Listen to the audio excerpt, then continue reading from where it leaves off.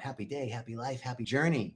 I'm so grateful to have this opportunity to share with you. And before we get into talking to Steffen, he's just going to sit here and emit love and joy while we're talking for a moment. Thanks, brother. Just to tell you a little bit about Rythmia and what's going on. We are open. We've been open since November, and amazing. Today's the first day of group 211. We're over 8,000 guests. That means over 32,000 ceremonies. This place is tuned up and ready to receive you. Come on down. It's easy to get into Costa Rica. You don't need a PCR test or anything. You fly down, you fly into Liberia, we pick you up. But guess what? When you arrive on property, we give you a COVID test so that everybody that comes on property is tested and negative. And then we do twice daily temperature checks for guests, 3 times daily for our staff. The staff is tested, and it's a closed campus, meaning limited regress and egress to help you stay safer. So while we can't guarantee anything, I think we're doing about 400 times more than anyone else. And so you can come down and have a pre-COVID experience here at Rythmia. And man, it's been amazing in ceremony and each week. So that's a little bit about us. Welcome, everybody. And I want to welcome Steffen Hoffman, our creative director, my friend and brother, and super talented individual. Steffen has worked with... Tell us a little bit about the companies you've worked with. Sure. Yeah, I'll give you a little bit of my professional background. So I got started off in creativity many years ago, designing things like that for a band I was in. And it just so happened that's kind of how I met Jerry as well. So we'll get into that. And since then, I just got really bit by this entrepreneurial bug. So I opened up a design agency first when I was 21, right before I graduated college, and worked in New York City for a while at a startup there. And decided to move out to LA to start various different startups, apps, web stuff, products. I worked at the Honest company there, and I led the launch of their beauty platform. I worked at Salesforce, working at Rythmia now. I've created a few different startups, different product companies. One was a deodorant. The other one before that was a tincture. And just the place creatively, which is kind of how my mind works. And I really love that stuff. And he's rolled into Rythmia, bringing all of this talent and energy and creativity. And I know you've seen it in the way things have shifted, our presentations, our filming. I think you've seen, Steffen's behind all of that. The Facebook Lives, all of the redesign of the website that's going on, all of our social media, the consistency of branding is all coming from this guy, our creative director. And he also does music and ceremonies. You're a great musician. Put out a beautiful album recently. Yeah. Tell us about your album. It was kind of my quarantine project, and it was the nearest and dearest to my heart for all the different things I was going through at that time. And it was a challenging year for all of us. And I thought it was a good way just to express my soul and express myself through the music. So I came out with this album during quarantine. And playing in ceremonies has been one of the most healing, amazing, just gratitude-filled experiences that I've had as of recent, just to be able to connect with your instrument in that way, and to connect with the energy of the room and help people shift and go through their transformations during ceremony. And then even hearing it the next day, like, oh, I love this song that you played, or the music was so beautiful. Thank you. So it warms my heart each and every time. And it's a huge passion of mine to do that. I absolutely love it. I'm very grateful for Jerry and the team to allow me to participate in ceremony in that way and connect with all the other musicados. Okay. Before I want to have a follow-up question, but I want to just give a shout out to Dorota, hello, beautiful, and Mia, hello, and Debbie, hello, aloha, beautiful, and Lisa from the Poconos, and Max, what's up? Welcome, everybody. You know what I'm going to do? I also grew up in the Poconos. Hey. Yeah. So Lisa and Max, where are you in the Poconos? So look, I'm putting the chat. We should start to see some chat up here on the screen so you can see what other people are saying. But Steffen, okay, Mia wants to know which instrument you play. Sure, yeah. So it's 2 of them I play now, and it's ever growing. I want to play a lot more, but I'll get to it soon. I play piano and the handpan drum. Okay, so I want to know, when you are in the medicine Yeah. right? Does the keyboard like move sometimes? Like, how do you play when you're really in the medicine? Yeah. What's that experience? You know, sometimes it reminds you ever see Beetlejuice? Yes. Where the banister on the stairs becomes a snake Uh-huh. and it's striped white and black. That's kind of what it feels and looks like sometimes. It just seems like it's moving, and the depth of field is really interesting too. Sometimes where things seem longer and shorter, and a lot of it's actually when I'm playing. It's a lot of trust and surrender, because there's a lot of things going through your head. Oh, I'm gonna hit the wrong key. I can't even see what I'm playing. I forget what this instrument is. If you're having like a confusing part of your experience, yeah, I'll honestly sit down and forget how to play anything and what this thing is in front of me. But yeah, it's just a lot of trust, and I'll just close my eyes and hit the first chord, and then from there, spirits flowing through, things are channeling, and my hands find the right spots. Oh, so beautiful, and what a great example in life. I always say, you know, whatever your practice is, whether it's yoga or meditation or plant medicine or all three, but the intention is always to take the practice off the yoga mat, off the what did I say? Yoga off the meditation cushion or off the mattress, right? Into life. So that trust that you feel when you're things are uncertain, you're not sure, you're worried, and you trust, how have you taken that out of ceremony and into your life? How has that impacted your life in other ways? In a lot of really big ways. I feel like with some, especially in the creative realm, almost fearless to work on different projects. Like if it's something I don't know, I'm more than happy to take that risk and say, sure, I'll learn it. And having that faith and confidence I can do a good job as long as I just focus on it, practice it a little bit. So it's really helped me follow my intuition, take those risks, and still try to operate at a very high level. Beautiful. One of the things I want to kind of take us back, and I want to say shout out to Dina. Is it Dina? Idaho. From Idaho, and Heidi in South Dakota. Ooh, welcome everybody. And go where you're from and ask us any questions or anything that's on your heart that you want to know. We want to include the chat, include you. So I've had the pleasure of knowing this brilliant young man for a couple of years now that we've been working together, and you shared with me your story, right? And which made it even more remarkable what you've accomplished. Yeah. And will you share? I want a little bit about what you've come from, what you've overcome, sure, what you've grown through, and then we can kind of lead into your story of transformation, that moment of awakening. Sure. Yeah. And thank you for listening to my story. Yeah. Always thanks for your words of wisdom. I'll just take a little side conversation. JJ he just beams positivity. Like even before doing this, he did a prayer for both of us. He's always thoughtful, thinking of everyone else, and a great person to talk to about things like this. So thanks. I appreciate your friendship. And yeah, the story, my path makes me that much more appreciative of the medicine and this amazing tool of nature we have to help heal ourselves from within. I had a pretty troubling childhood. It was a tough experience. It was not a great hand. We were very poor. We struggled with poverty to the point where we were on food stamps, Section 8, house assistant, pretty much every government program you can think of, we were on it. And since my dad was out of the picture since I was 5, they divorced. And ever since a young age, he was very kind of direct with how he spoke to us, and would always say, we're a mistake. He's sorry that he had us. He doesn't want to see us. And from that age, you start developing this identity of, maybe I'm worthless. Maybe I'm not meant to be here. And so a very like amazing positive that came out of having the broken home and the parents who weren't really around was I had to do everything by myself, and I didn't know what a safety net was or know to have that security, whether it be financial or emotional or spiritual security. You just got to figure things out on your own. So I became very independent, kind of a quiet kid, and very smart and bright too. I put a lot of that energy, I channeled it into school, because I felt like if I got really good grades, I could get a good job and I wouldn't have to, live like this again.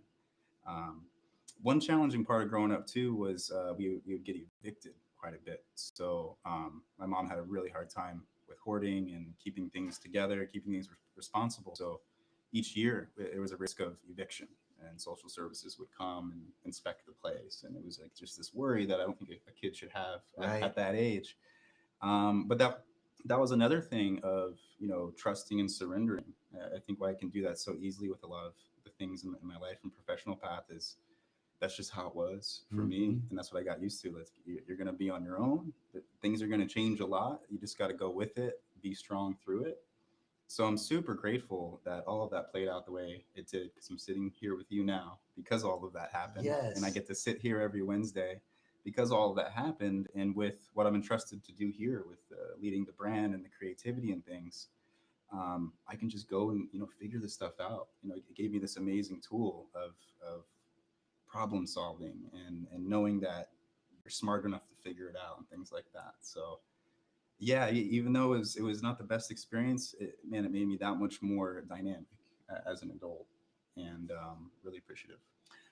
I want to acknowledge you for, you know, we see it in Jerry's story, right? Like, his story of being sexually abused as a child was the very fuel that caused all these issues, but it was in finding that out that had him forgive, and was actually, it was almost a relief to learn something, right?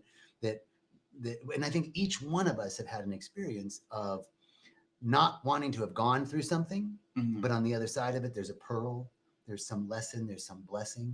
For sure. And so I just to acknowledge you for finding that pearl in what could be a very debilitating, right? You were out of that in such a powerful way. And on my own, I'm thinking, well, the simple thing I wanted to share was how much I admire you for that self-starting piece. And I'm working through on the opposite. You know, I had a really loving parents, and my parents were married for 70 years, right? But there was, on the other side was, I didn't develop that sense of self-reliance. So I'm working on that now, right? Like, that's the part that I'm working on. So I just really it's admire like flipped that in that way. And a lot of my work and practice up here is empathy and compassion for others, and really understanding. Yes.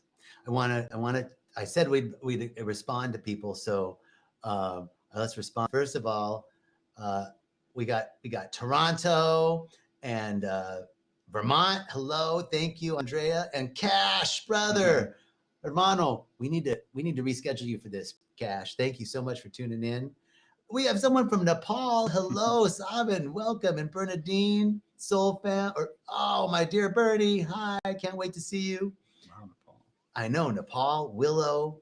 Thank you so much, Willow. And yes, Trisha is asking, do you get your answers from having an ayahuasca experience? What do you say to that? Yeah, I do. And I might be a little particular because of what I do for a living with the creativity.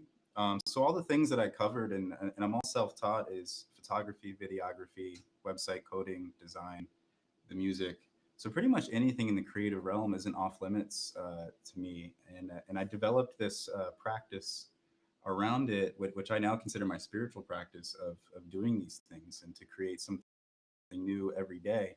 And a lot of ceremony, if I'm working on a design problem, or I have like a creative block, or I'm just thinking about something creatively, it comes to me, and it just flows through. And it's in those moments you least expect it. You could be in the bathroom in the Maloka staring at a rock salt lamp, and I'm like, oh, wow. I could be outside by the Easter Island statue staring at the stars, and I'm like, oh yeah, that's it. You know, so it helps you look at things. I think it puts you in a state of consciousness where you can observe and analyze things from a different perspective. And once you do analyze it from that perspective, you're able to creatively problem solve, and the stuff just kind of comes to you. So I've had many experiences like that. I was born and raised in Arizona, and in the southern border of Arizona, northern border of New Mexico, there's a tribe called the Yaqui Indian tribe. And their plant medicine is peyote. And their mythology is that we're literally connected by like a hose to the universal mind, right? And when we take plant medicine, they say, like, if you're connected up here, when you take plant medicine, it kind of moves it over here. Like, you're just moving the connection, right? Or widening it. Right? Well, no, it's actually like it's like a shift in perspective, right? like, oh, I was connected here, but now I'm connected in this way. Same universal mind. It's like putting on, yellow sunglasses, and now I Right. see the same thing but through a different filter. Yeah. So I love that you said that. Like, Hmm. it reminded me of that when you were saying you see things from a different perspective. Yeah. Yeah. People are piling in from Egypt. Wallah. Great to see you in Ism Allah Kandra. And Lisa Clark is coming back to Rythmia. Beautiful. Willow, quick question. Do you have to self-isolate if we go to Rythmia? No, because you're tested when you come. And we also, by the way, you also typically have to get a test to get back into the United States. However, we do the test here. So you don't even have to leave campus. You get the test and you're tested. It's ready for you when you go back to the airport. It's all handled and done. Aaron from Georgia, Bruce from Arizona. Awesome. Okay, here's what I want to know. Sure.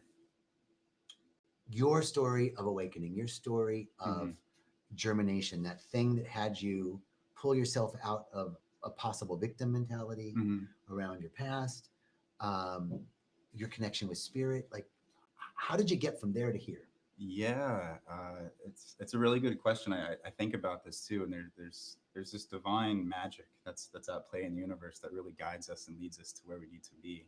And I think it's what happened in my case, where in my late 20s, I was doing really well professionally, working at different, making good money, really happy with the work I was producing, stuff like that. I did feel like there was something missing, and I did struggle here and there with depression. But I didn't have a spiritual fulfillment at that time that I was seeking. Necessarily aware to the traumas that I had inside that I needed to be addressed, or even aware of how I acted towards others. I think my awareness was pretty closed off. I was sleeping a little bit, and I was in a band several years ago. It was like this pop punk band with Little Jerry, Jerry's son, and that's how I met Big Jerry. And this is in my early 20s. We used to rehearse in his basement, and that's how I got introduced to him. And he was kind of like this mythical figure, like dude, very charismatic, really nice guy. So I kind of looked up to him, as like a father figure, like a business person to learn a lot from, things like that.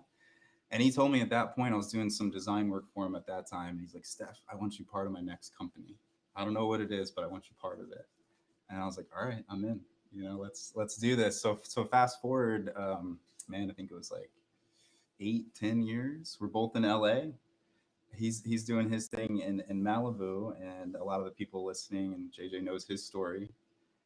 He was having a hard time struggling with different things, and it led him to Aboga.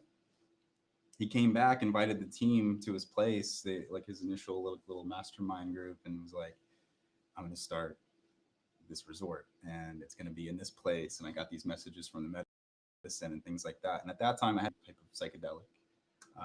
And it was all just new to me. I was like, oh, wow, Jerry's acting in a different way, and he has all these ideas. And I was really excited because it was like this new thing, and we got to go down and try the product.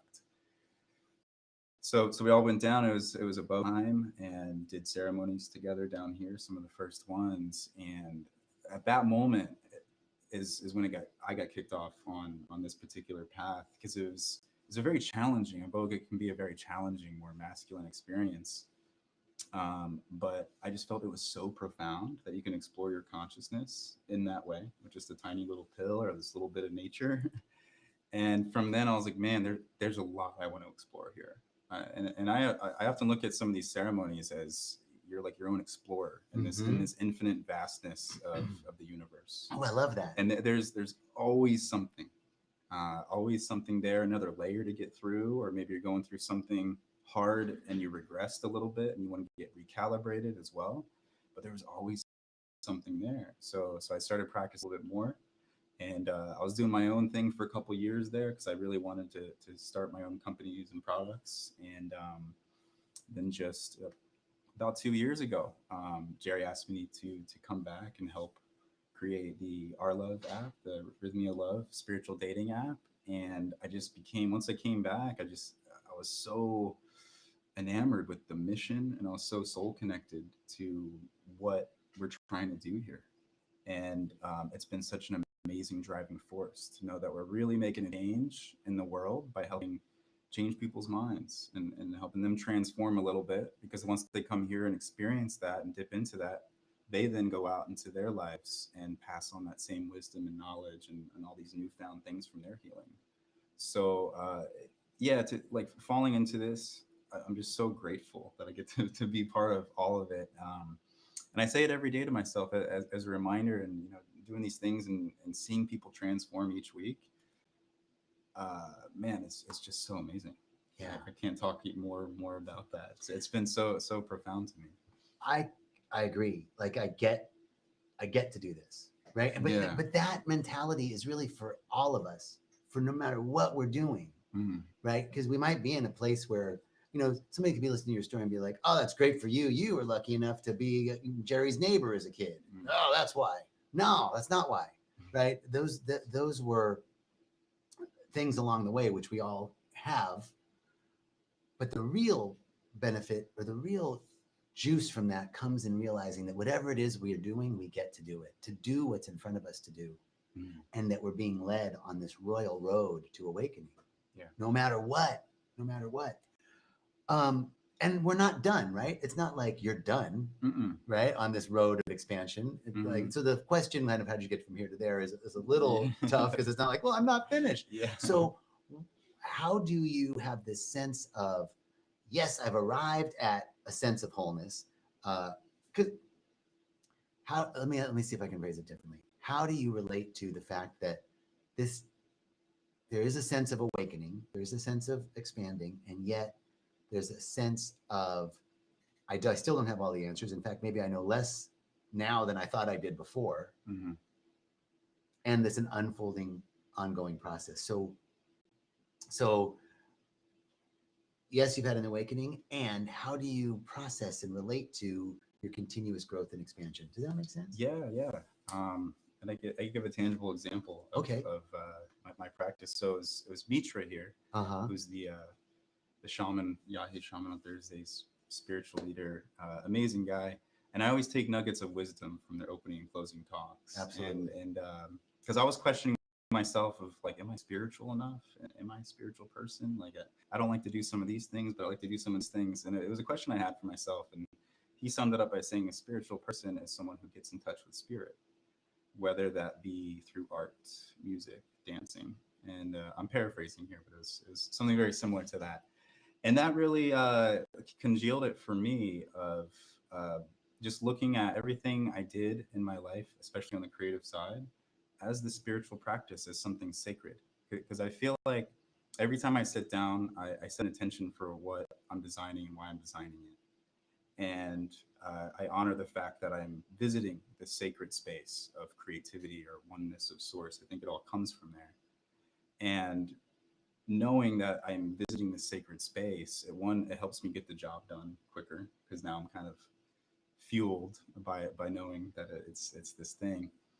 And I think the work tends to be more beautiful. It's more of an expression of what you're feeling in that time, and that has really helped me day in, day out on the daily, to maintain that strong soul connection I want for myself, and knowing that I'm always visiting this space when I'm doing my work.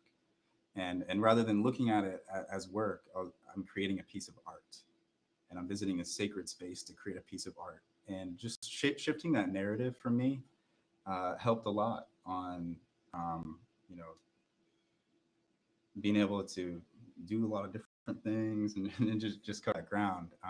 And it also gave me clarity on, am I a spiritual enough person, and what is my spiritual practice? I need to be doing this, this, and this. It was like, Steffen, you already are that, and you already are doing these things. Just honor them a little bit more and treat them as something more sacred. Amazing. Are you spiritual enough?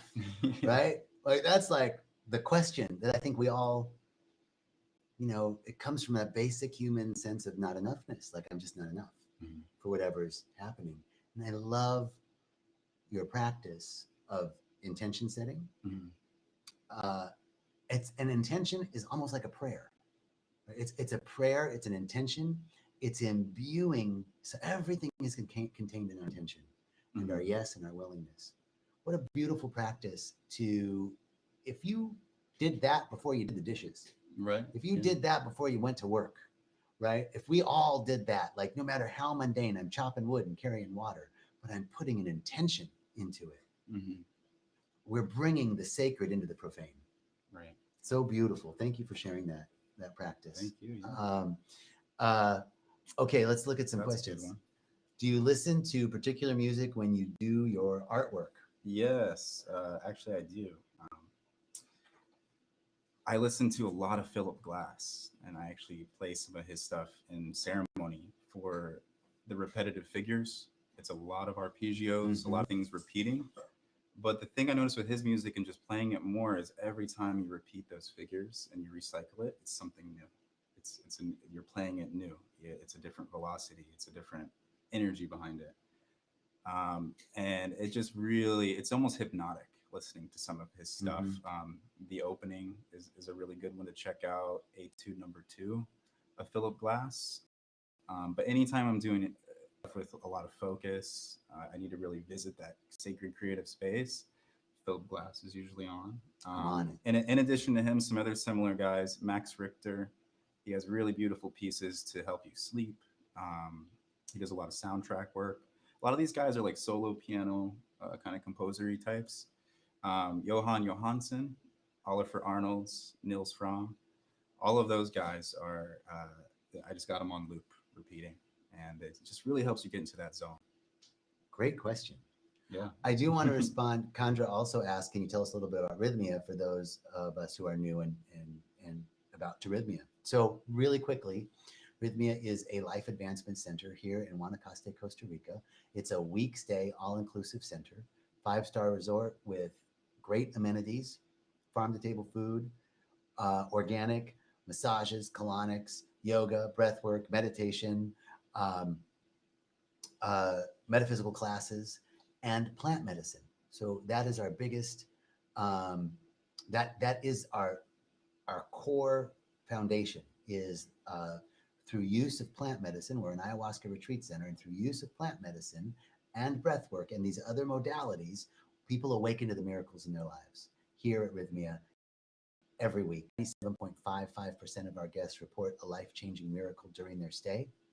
And not only that, but that 6 months later, that the miracle's still in their lives, still working, and that this was the week that changed their lives.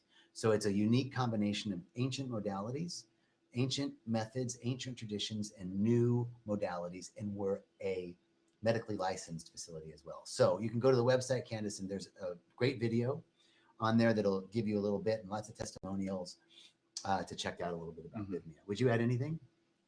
No, that's perfect. Okay, cool. Yeah. Covered it.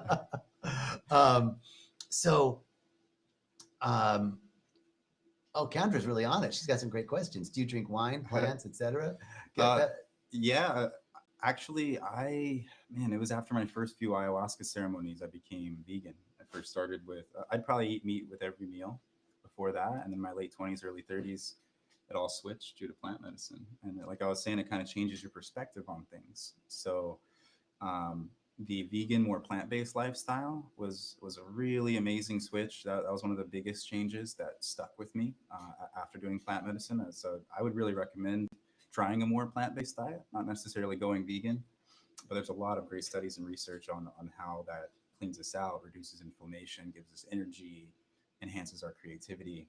And I did write some creativity tips here. Oh, great. That I was going to share with you guys. These are things that I do to do what I do. And I've been doing this one now for about a decade, maybe longer. And it's mini goals, which are goals I set throughout the day that I must hit to reward myself. So it's like this goal, this reward system that I developed. And I would, let's say I'm working on editing a video. I won't stop editing. I'll keep on going until I stop. And then my reward for that is lunch. So I'll reward myself with food. Say I'm editing photos from a photo shoot or something. I'll keep on doing that and reward myself with a walk. So they're basic things that I would do anyway. But the fact that I set this goal and pushed myself, what I noticed with that was it just made me really get through stuff quickly, but not like I'm rushing it. It was just more efficient, more optimized way of doing things for me. So setting those mini goals throughout the day.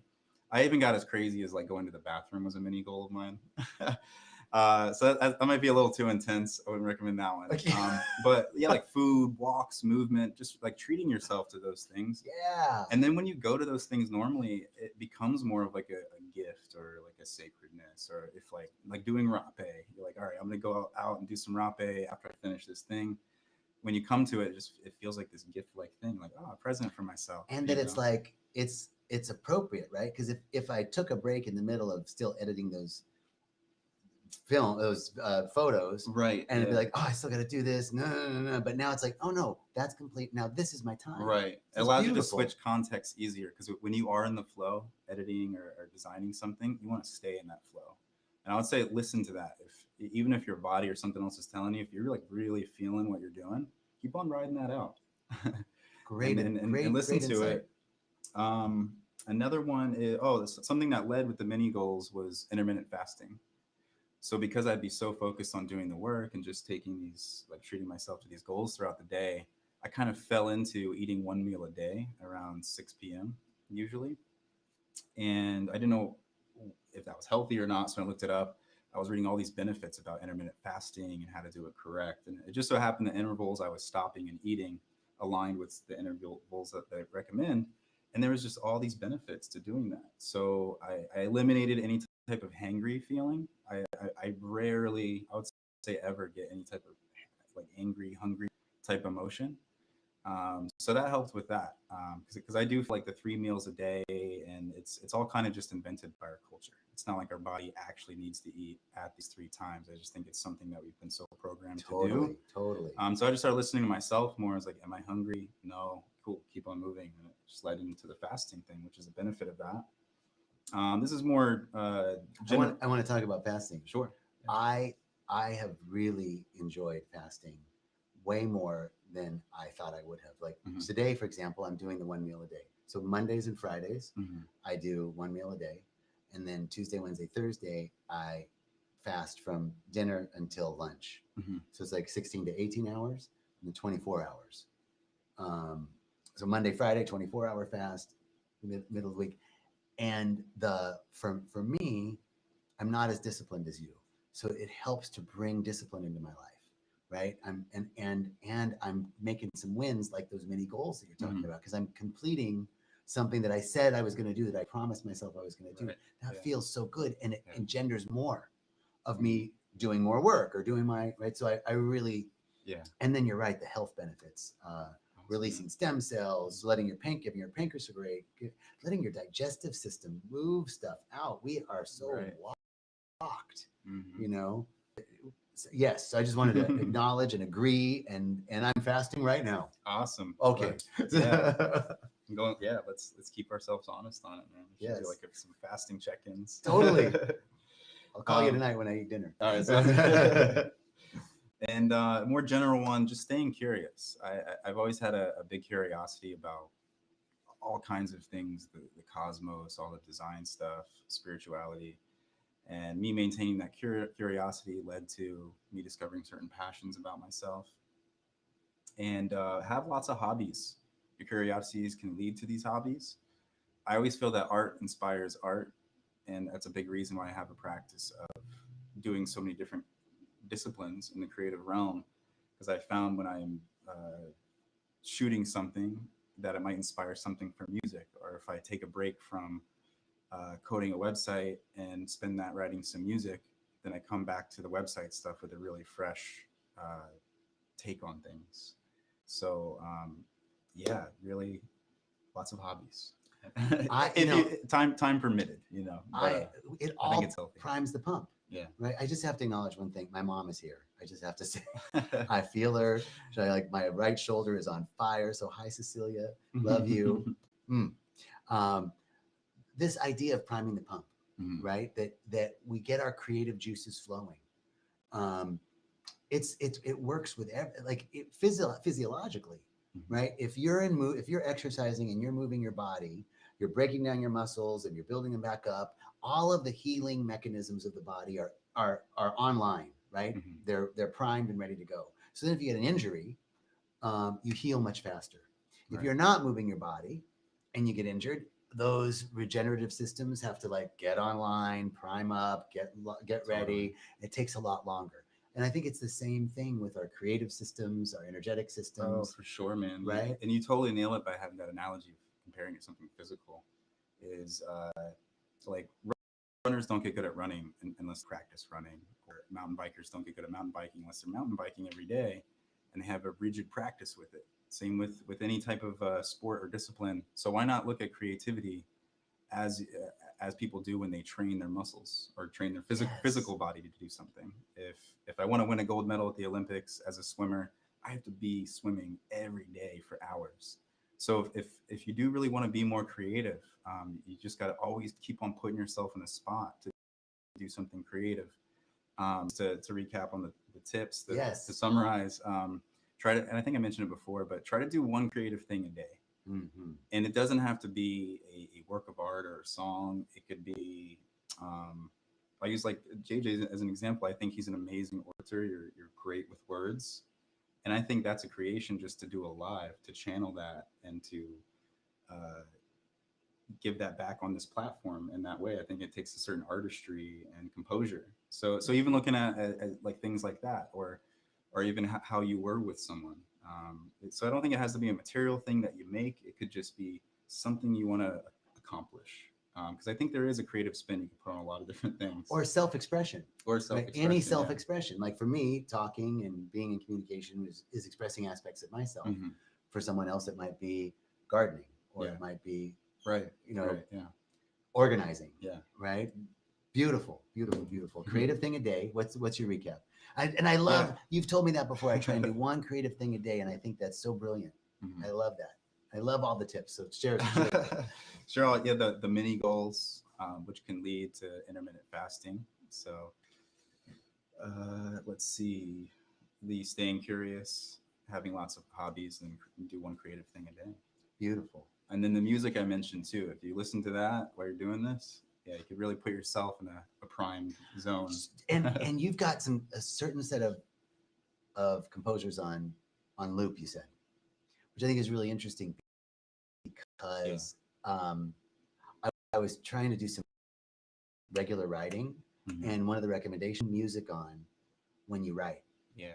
Every time, so that when that music comes on, it's like a Pavlovian trigger. Mm-hmm. Oh, okay, now I'm creative.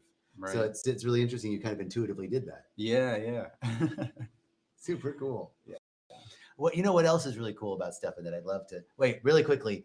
Kandra's asking great questions, but I want to say, hey to Enoch, number 9, brother, love you. Bernie loves intermittent fasting. And Kandra's asking, do you feel as though you were in a session of meditation? Does it also help with the progress in your inner evolution? Yeah. Totally. Yes. If this is Kandra's question here. Yeah. It feels like you're in a real deep meditation, especially if you get to a flow state. And there's this great book called Flow. I forget the name of the author, but maybe we can put it in the comments. Where you just feel like everything is so aligned and you're so focused. You're not thinking of anything else. And sometimes with music, I'll sit down at 3 p.m. I'll look up again, it's 3 a.m. And I'm like, wow, I was just, you go into this like vortex, and you're aware and you're conscious and you're doing these things, but time doesn't matter. You're super focused. So it does feel like you're coming out of like a breathwork journey, or even like a medicine journey sometimes. And what's cool about that is you come out of it with a work of art, or you have something, to show and something to feel proud about. We in the metaphysical explanation of consciousness, that flow state is a channel state, right? And it just fits so perfectly with the biblical phrase, "It is not I, but the Father within that does the work. It is not I, but the Spirit within." And the word enthusiasm from the Greek, in theos, meaning full of God, full of spirit. Enthusiasm means full of spirit, right? So you're enthusiastic, you're childlike, time and space blend or disappear, right? Because you're full of the spirit, you're channeling that divine mind, that one mind, and something's moving through you. And it's so beautiful because we all have that capability, right? This is why I love you, JJ. You always you always have these references, and it's like right spot on, and it's so like relative to the conversation. Thank you, brother. Yeah. I'm like, where does he pull these? Where does he store these things? I forget about them. Yeah. This is the hard part, man. It's like when you sit down to write, you're like, awesome. I wish I could remember that one Yeah. thing, but it's like in conversation, it just flows, right? We're in flow. Yeah. It's flow. And I love to think of it like that old metaphysical chestnut. If a tree falls in the woods and nobody's there to hear it, does it make a noise? And the metaphysician would say no, because sound is a wave that requires a receiver to be realized, to be made real. Mm-hmm. As is spirit. Spirit is always broadcasting. This divine creative intelligence is broadcasting for all of us all the time. Are we gracious enough? Are we open enough to be the channel for it to flow through? And that's where our spiritual practices come in. That's where our priming, that's where listening to the music and doing these mini goals and all those beautiful points that you made are all designed. Ayahuasca, meditation, breath work, yoga, movement, nature reconnect, and walks, all are meant to simply make us more of an opening to receive that flow. Right. Okay, we have another question. Kendra, you're awesome. I love your questions. Literally stumbled across this session. What are your names? I'm Steffen Hoffman. And I'm John Jacob Mubarak. Yeah. Our name's up there. I don't know why I forgot to put them up. My bad. Thank you so much, Kendra. So, okay, if there was, like if you were in my shoes and you were asking these questions, what question would you ask that I haven't asked? I'm going to stop asking this question because it always stumps people. But is there something? Oh, man. Or is there something about you or something that you know, it doesn't have to be about you, some piece of knowledge that you know that you think is really cool that you'd like to share with people? Either it's about you personally or something that you know, like the airspeed velocity of an unladen African swallow, you know, like what is that? That was my question. Some piece of information you think would be favorite cool. Food. Yeah. Man. Well, I'll say one thing recently that I think may be more creative in some way or another is my fascination with the cosmos. I'm really into a lot of Michio Kaku's books. He's a futurist. I don't know Michio Kaku. Yeah, he's a quantum physicist. He's one of the co-authors on the superstring theory. And that theory alone just is very fascinating to me because it's the only one that actually gives the number of dimensions mathematically that exist in our universe. And I believe it's 10 or 11. I could be wrong. But their idea of why we exist and why everything's here is there's these like string-like materials that vibrate at a higher dimension that create everything in our dimension. And they also talk multiverse theory. I'm a fan of that, and I support that there's infinite amount of universes going on at the same time. Yes. So there could be a cowboy JJ, a king JJ, a lizard JJ, and all these different universes. And I believe that, and I also feel like when we dream or do ayahuasca, things like this, that we open a portal. And that portal, maybe it's seated through our pineal gland that allows us to connect to that portal. And I love talking about dreams with people, just for how outlandish and weird they can be, and the symbolism, what it means to them. I feel a lot of times if something seems so real, it's like it is you, but it's just something slightly off. There's a couple things with that. I think we are jumping into another dimension or another reality, experiencing that for a little bit, and then coming back in once we wake up. I feel on the physical level, what happens when you dream, there's an abundance of oxytocin that's released, and it goes through our visual cortex. So it's our brain's best idea of what to do with that additional information. It's trying to process all this chemical that's running through it. So that's why we see it as a vision. But the areas of our brain that control our motor skills are turned off. So we're paralyzed, so we don't act out our dreams. Also, what's turned off is our logic part of our brain. So that's why I feel like a lot of dreams don't make sense. But I feel much more than just explaining in a physical term in terms of chemicals and things like that. I think there is a spiritual or metaphysical component that allows our consciousness to jump in between those. And you kind of experience that kind of stuff up here too in your journeys, where you're you're out of your body sometimes, or you feel like you're going to a different thing. So all that type of stuff is just very, very fascinating to me to think about our origins of our universe, how it all came to be, superstring theory. Yeah, look it up. Michio Kaku, superstring theory. I'm on it. What else are you reading lately? Man, Woman, and Nature by Alan Watts. Okay. Which love Alan Watts. Yeah, he's amazing. I just love listening to him. His voice is, it's got that very elegant British accent. Amazing speak. I'm about halfway through, but what I love about this is he talks about, he's very well studied in philosophy and religion. Mm-hmm. So he talks about the differences between Christianity and Zen Buddhism, for example. When he gives, like when you're in, one is happening to you and one's happening from within. Mm-hmm. So when he talks about Zen Buddhism, it's much more like you are part of nature, rather than removed from nature and things acting upon you. So yeah, it's just kind of where I'm at on that. I want to add. I know JJ's going to have something for that. Now, I would say that is the religiosity of Christianity, right? Yeah. That has it the outside. Yeah. Because if you, and this is one of the things that I've found so amazing on my spiritual journey has been the revisiting of the Bible and the sayings of Jesus through the lens of a metaphysician, because Jesus is all about from within. The kingdom of heaven is at hand. It is within. It is not I, but the Father within that does the work. All of these ideas of oneness and that it's all available, right?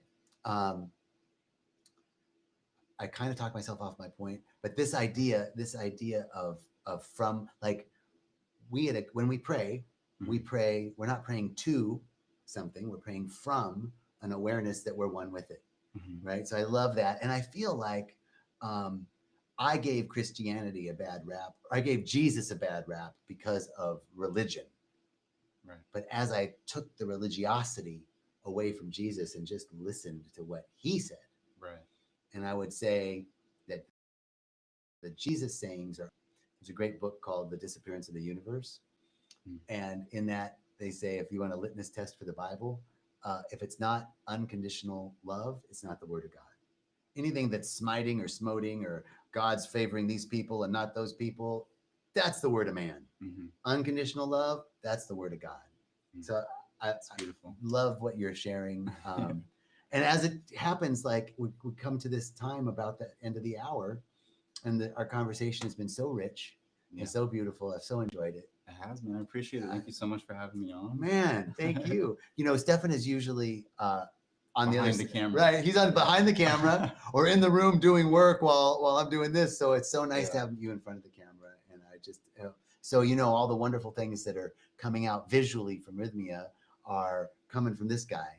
And so I'm super glad to have you. Yeah, I just wanted to make say a comment on that point. Lots of new awesome stuff coming. JJ mentioned a new website. We have a bunch of other projects that are just going to really enhance people's integration, enhance their experience here. And we're always working really hard, both with the live experience here when you come to the resort, as well as on the digital side. And it's all for everyone's healing. It's very important to us. That's always core at like everything we do here. That's the messages from the medicine. So I'm just grateful that I can share my gifts and skills and meet people like JJ and live in this way to make all that happen. So thank you so much for joining us, everybody. Thank you all so very much. I'm knowing this truth that we are all guided by a divine intelligence, an infinite intelligence, that we are protected and guarded by an infinite love, and we are sourced by an infinite power that knows no limits and is inexhaustible. And it's from that I know that we're all heading towards an ever-increasing good for each one of us, an ever-widening field of awareness and an ever deeper connection to the source of all of life. That's my prayer for us all. God bless you. Thank you so much. Peace and richest blessings. We'll see you next week. Aho. Aho, ashe. And so it is.